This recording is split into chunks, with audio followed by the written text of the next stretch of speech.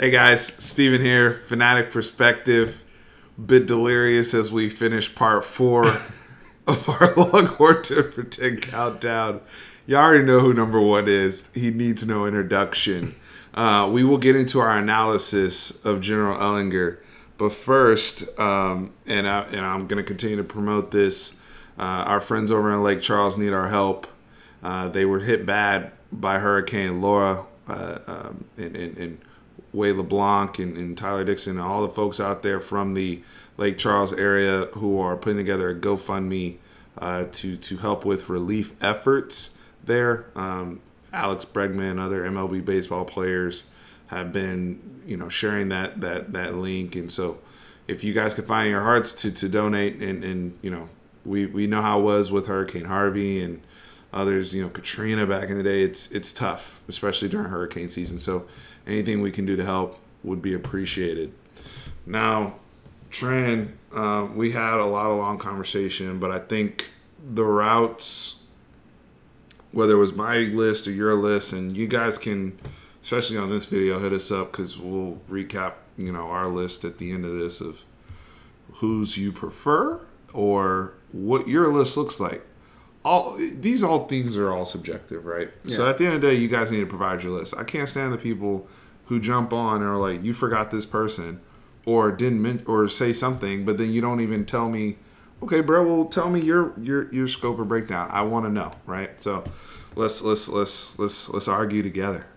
But with General Ehlinger, there's no argument. It starts and ends with him in a lot of ways, and I feel like, we talked about the destiny and all that type of stuff, but at the end of the day, if we're talking football, the addition of Mike Yurcich, the experience that he has, the returning production that he has in college football, which is unparalleled.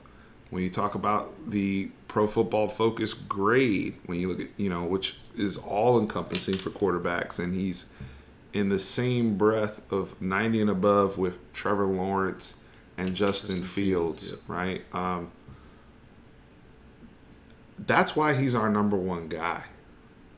When you have elite quarterback play, and I think we can get elite quarterback play on a consistent basis, where he suffered an injury last year, and we'll have some more Sam Ehlinger content on this channel because that's how important his season is to the success of the Texas season.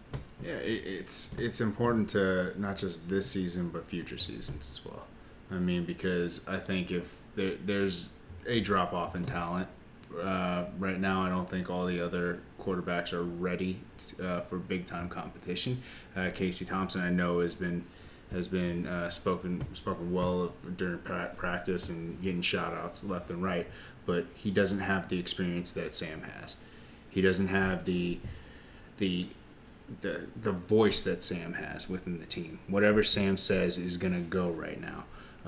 Plus, how many players on our team are going to be preseason Heisman hopefuls? Mm-hmm. Just one. And it's your boy, General Sam Ehlinger. He's just improved year over year, and I expect the same this year. I'm expecting him to be able to read defenses a lot better with Yurcich here. I think he's just a good mastermind and also a good mentor for him to actually be able to take that next step. Mm-hmm. We talked about Sam Cosby, how important he is for his draft status. Same thing with Sam. It's huge if he gets drafted in the first 2 rounds to have that. Ideally, if Jalen Hurts can go in the first 2 rounds, Sam Ehlinger can go in the first 2 rounds. I don't care who wants to argue with me on that. I'll fight you there. No, seriously, because when you look at what's being asked of the quarterback position, and again, you just said, year over year improvement. There was once upon a time where Sam Ehlinger struggled to throw the football downfield, and when I say struggle, we could not he was either overthrowing it. It looked like what you see with Josh Allen on the Buffalo Bills. Now with coming after everyone.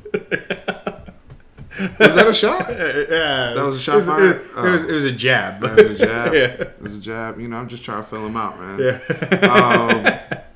I do disagree with you from a standpoint of I don't think there's a drop off in talent in the room. I think Hudson Card, Jaquinta Jackson, Casey Thompson are as talented, if not more talented, than Sam. I'm saying more so from an experience. From an experience standpoint, though, yes, and from a proven production, right, and the bright lights and what you've been able to do. Now, Hudson Card and Jaquinta Jackson play for top tier 6A big programs, just like Sam did, right, and at high levels. Yeah, at high levels. And Casey Thompson has bloodline and pedigree within the college football landscape. So all these guys have been exposed to all of this. But in regards to going back to Sam, I still expect him to run the football a little bit too. I don't think Mike Yurcich and Tom Herman. I don't think Tom Herman's just going to say all of the quarterback run game is removed and we're now Mason Rudolph. I think that would be a disservice to Sam, right? He needs to be able to still move around. He's one of the things I would like to also see him improve upon is not just. I think he's shown a good propensity to escape tackles and sidestep, and then when he gets on the perimeter, he can get some yards. Now throwing on the run, right? Or some of the rollout stuff, throwing off, rolling left and being able to complete some passes. He's shown that, but showing that at a higher level and really, really stretching the defense.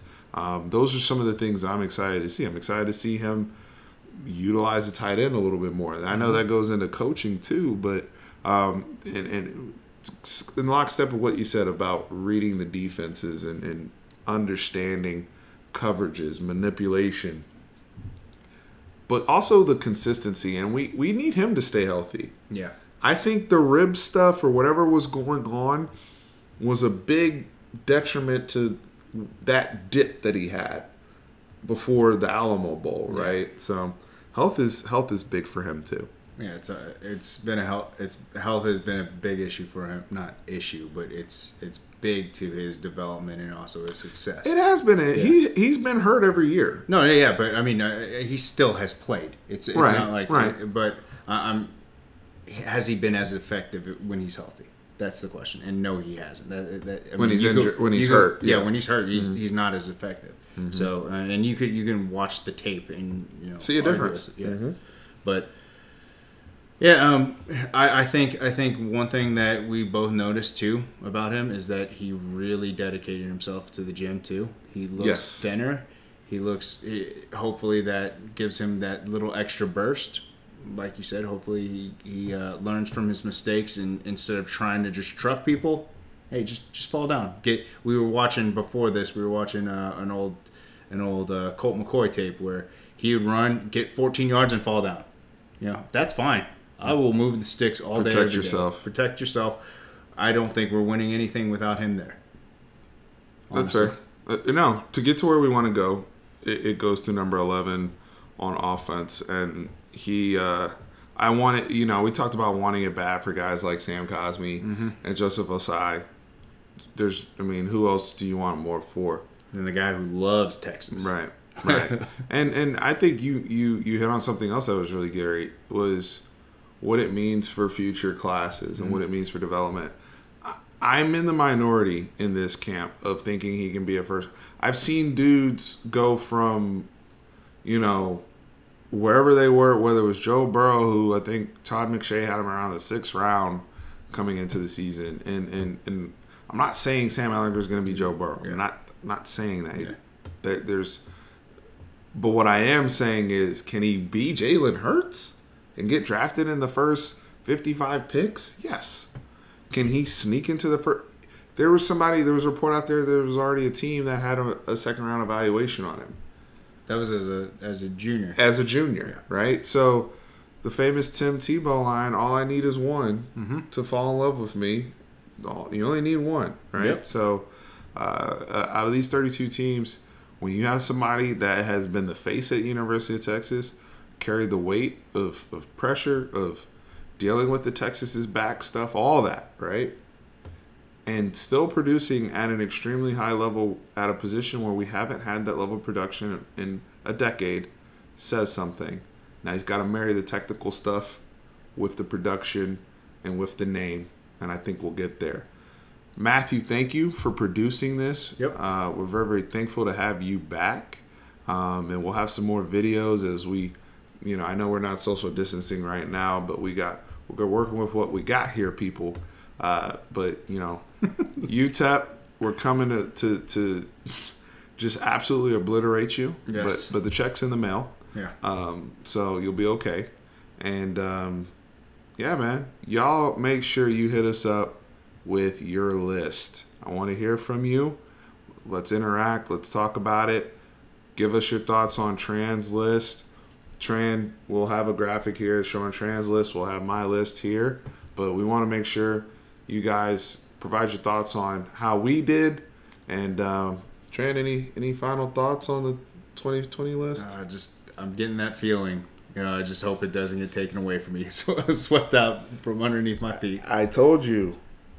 Every day that goes by that we're still playing, that a game is still scheduled, is a good day. It's a good day, yes. I know. I'm all prepping for the worst, hoping for the best. I got you. I got you. Well, we appreciate you guys. Horns always up.